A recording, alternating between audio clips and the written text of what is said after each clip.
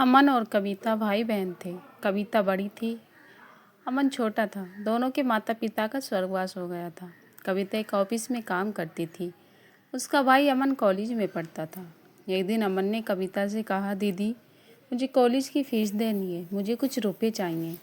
कविता ने कहा, अभी तो मेरे पास पैसे नहीं हैं, कल तक मैं तुम्हें पैसे दे दूँगी। कविता ऑफिस में एडवांस कर कर अमन को देती है।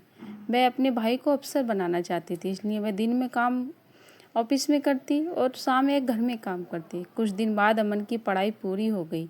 एक दिन अमन ने घर आकर कविता को बताया, दीदी मुझे बहुत बड़ी कंपनी में मैनेजर की नौकरी मिल गई, अब तुम काम पर नहीं जाओगी। यह कहकर वह जिद करने लगा। हारकर कविता मान गई। उसने अपना काम छोड़ दिया। वह घर से ही समय बीत गया। एक दिन अमन ने कहा, दीदी मैंने कुछ रुपए जोड़े हैं, अब मैं आपकी शादी करना चाहता हूँ। यह सुन कविता ने कहा, नहीं भाई, पहले मैं तेरी शादी करूँगी। जब घर संभालने वाली आ जाएगी तो मैं शादी कर लूँगी। कविता ने एक अच्छी सी लड़की देखकर अमन की शादी कर दी। अलका भाभी के रूप में पाकर कविता बहुत खुश थी। धीरे धीरे अलका ने पूरा घर संभाल लिया। तीनों बहुत खुशी से रहते। एक दिन अलका की माँ अलका से मिलने आई।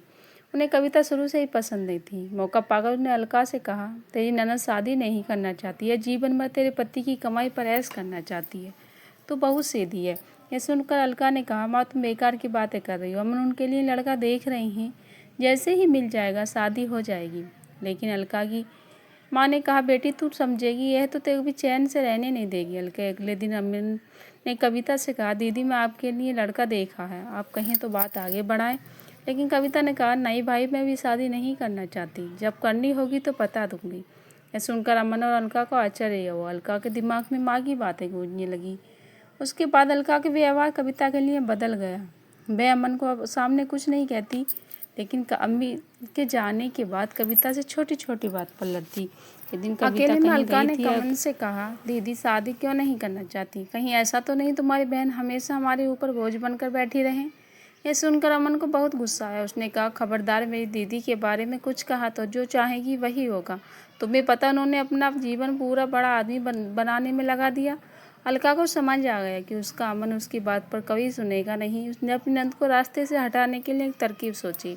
एक दिन अलका ने कविता से कहा, दीदी काफ़ी दिनों से मैं बाहर नहीं गई, कहीं हूँ, कल हम मंदिर चलती हैं। सुनकर कविता खुश हुई। अगले दिन दोनों मंदिर में पहुँच जाती हैं। मंदिर में पूजा के बाद अलका कविता को प्रसाद देती है। उसने प्रसाद में कुछ मिला रखा था। प्रसाद खाकर कविता बेहोश हो गई। अलका उसे छोड़कर घर वापस आ गई। उसे लगता है जहर प्रसाद से कुछ देर कविता मर जाएगी। कुछ देर बाद कविता को होश आया। वह अपनी पिछली जिंदगी भूल गई। वह मंदिर में बैठकर रोने लगी। शाम को जब अमन घर वापस आया तो अलका से कविता के बारे में पूछा तो अलका कहती है, दीदी तीर्थ यात्रा पर गई है, कुछ दिनों में वापस आ जाएगी। तब अमन कहता, दीदी मुझे बगैर बताए अचानक कैसे चलेंगे, मैं परेशान हो गया। लेकिन अलका उसे समझाकर शांत कर देती। इधर कविता को उसी मंदिर में पुजारी मंदिर में स्थान देते हैं। वही दिन रात सेवा करने लगती है। मंदिर के सभी भक्तों पुजारी कविता का बहुत ध्यान रखते हैं। ऐसे ही समय बीतता गया। एक दिन कविता को पिछले कुछ दिन याद आ रहा था। काफ़ी दिन बीत जाने के बाद अमित कविता को ढूंढने निकल गया। मैं कविता को ढूंढता रहा, लेकिन कविता कहीं नहीं मिली। एक दिन वह थक कर उसी मंदिर के पेड़ पर नीचे बैठ गया।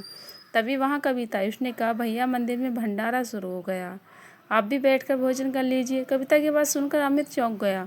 कविता को देखकर वह रोने लगा। तब कविता ने कहा, भैया आप रो क्यों रहे हो। तब वहाँ बाबा खड़े आए। उन्होंने अमन से पूछा तो अमन कविता के बारे में बताया।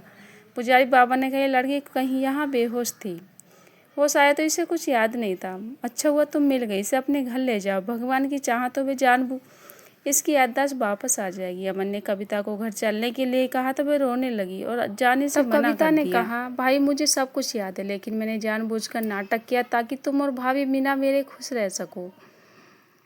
भाभी को मेरा घर में रहना पसंद नहीं है, मैं उस घर में नहीं जाना चाहती। ये सुनकर अमर रोने लगा और कविता से बोला, दीदी अगर आप नहीं जाओगी तो मैं भी नहीं रहूँगा।